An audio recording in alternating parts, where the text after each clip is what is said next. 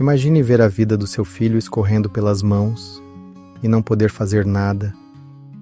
Imagine o desespero de um pai correndo pelas ruas, em busca de alguém que todos diziam ser sua única esperança. Agora imagine que, no meio dessa corrida, contra o tempo, Jesus para e parece esquecer da urgência. Mas o tempo de Deus não é o nosso, e quando ele chega, nem a morte pode resistir. Hoje, você vai conhecer a história de uma menina que morreu e de um Salvador que chega exatamente quando a esperança parece ter partido.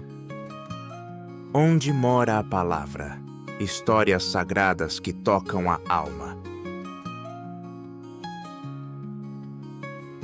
Jesus havia acabado de atravessar novamente o mar, e a multidão logo se aglomerou. E passando Jesus outra vez num barco para o outro lado, ajuntou-se a ele uma grande multidão, e ele estava junto do mar. Marcos, capítulo 5, versículo 21. E entre todos aqueles rostos, um homem corre até ele, Jairo, um chefe da sinagoga, respeitado, religioso, conhecido, mas naquele momento ele não é líder. É apenas um pai quebrado pela dor. E eis que chegou um dos principais da sinagoga, por nome Jairo, e vendo-o, prostrou-se aos seus pés e rogava-lhe muito, dizendo: Minha filha está moribunda. Rogo-te que venhas e lhe imponhas as mãos para que sare e viva. Marcos capítulo 5, versículos 22 e 23. Ele não pede explicação, não apresenta argumentos. Ele apenas se ajoelha e implora. Jesus não questiona, não analisa, não cobra. Ele vai. E foi com ele, e seguia-o uma grande multidão que o apertava. Marcos, capítulo 5, versículo 24. A esperança de Jairo acende. Jesus está indo com ele. Cada passo é uma chance. Cada minuto, um milagre à vista. Mas então, algo acontece. No meio do caminho, Jesus para. Alguém o tocou. E logo Jesus, conhecendo que a virtude de si saíra, voltou-se para a multidão e disse: Quem tocou nas minhas vestes? Marcos, capítulo 5, versículo 30. Era a mulher do fluxo de sangue, e Jesus, para tudo para cuidar dela. Enquanto o milagre acontece para uma, o desespero cresce no coração de outra família. Talvez Jairo pensasse: Senhor, minha filha está morrendo. Por favor, não pare agora. Mas Jesus, sendo eterno, não corre contra o tempo. Ele domina o tempo. E o que parece atraso é plano.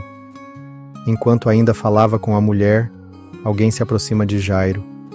Estando ele ainda falando, chegaram alguns do principal da sinagoga, que disseram: A tua filha está morta. Para que enfadas ainda o mestre? Marcos, capítulo 5, versículo 35. Silêncio.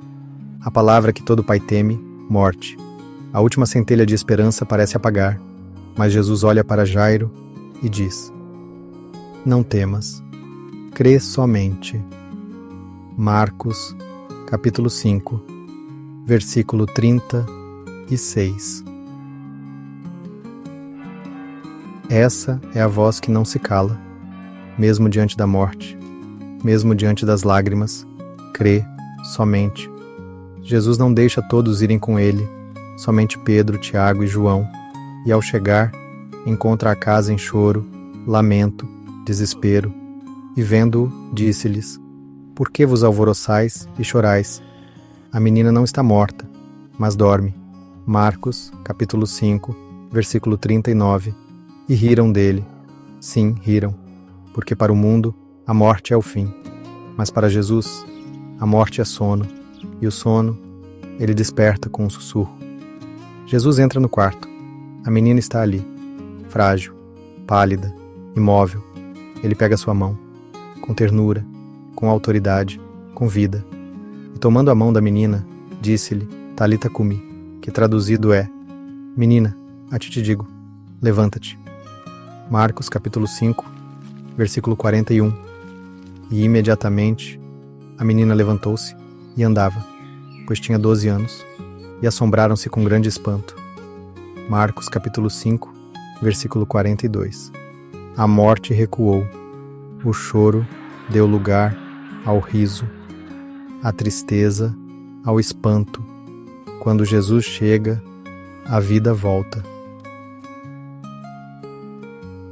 Quando as situações parecem mortas hoje, sonhos que não respiram mais, esperanças que não reagem, promessas que estão frias, talvez você, como Jairo, esteja vendo tudo desmoronar e ainda assim, ouvindo Jesus dizer: não temas, crê somente.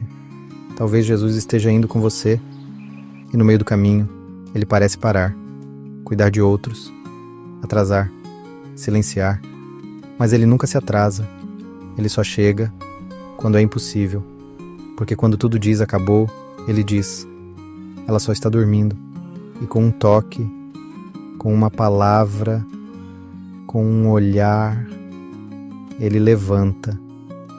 Hoje, Jesus ainda entra em casas silenciosas, ainda toca mãos frias, ainda chama pelo nome, ainda diz: levanta-te. Se essa história falou com você, comente com fé. Mesmo sem ver, eu creio. Inscreva-se no canal Onde Mora a Palavra, ative o sininho, compartilhe esta mensagem com alguém que precisa saber que Jesus ainda chega, porque aqui, onde mora a palavra, mora a vida que vence até a morte.